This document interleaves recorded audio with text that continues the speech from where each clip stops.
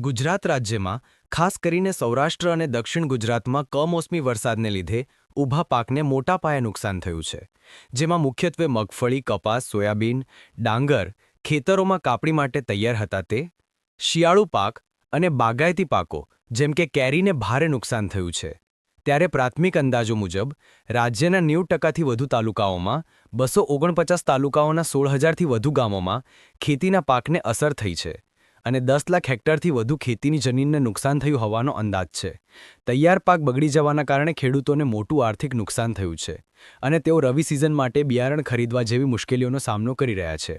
ત્યારે આજરોજ પાટણ જિલ્લા કોંગ્રેસ પ્રમુખની આગેવાનીમાં હારીજ તાલુકા કોંગ્રેસ સમિતિ દ્વારા કમોસમી વરસાદથી ખેડૂતોને થયેલ મોટાપાયે નુકસાનનું વળતર મળે અને જગતના તાતનું દેવું માફ કરવામાં આવે તે માટે મામલતદાર હારીજને આવેદનપત્ર આપવામાં આવ્યું હતું. કમોસમી વરસાદના કારણે પાટણ જિલ્લાના ખેડૂતોને ભારે નુકસાન થયું છે અને આ ભારે નુકસાનના કારણે પાટણ જિલ્લા કોંગ્રેસ સમિતિ અને પાટણ જિલ્લાની તમામ તાલુકા મથકે તાલુકા સમિતિઓ દ્વારા મામલતદારશ્રીને ખેડૂતોને સાથે રાખીને આવેદનપત્ર આપ્યું છે. આ આવેદનમાં અમે એક ઉલ્લેખ કર્યો છે કે આનું સાચે સર્વે થાય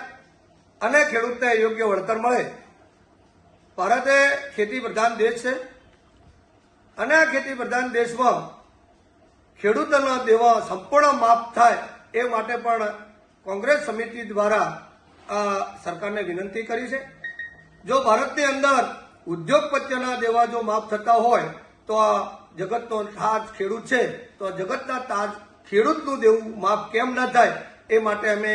સરકારને વિનંતી કરીએ છીએ કે સંપૂર્ણપણે પાક ધિરાણ માફ થવું જોઈએ અને જો આમ કરવામાં નહીં આવે તો આગામી સમયમાં પાટણ જિલ્લા કોંગ્રેસ સમિતિ અને તાલુકા કોંગ્રેસ સમિતિઓ દ્વારા ગાંધી ચિંધ્યા માર્ગે અમે કંઈક આંદોલન કરીશું.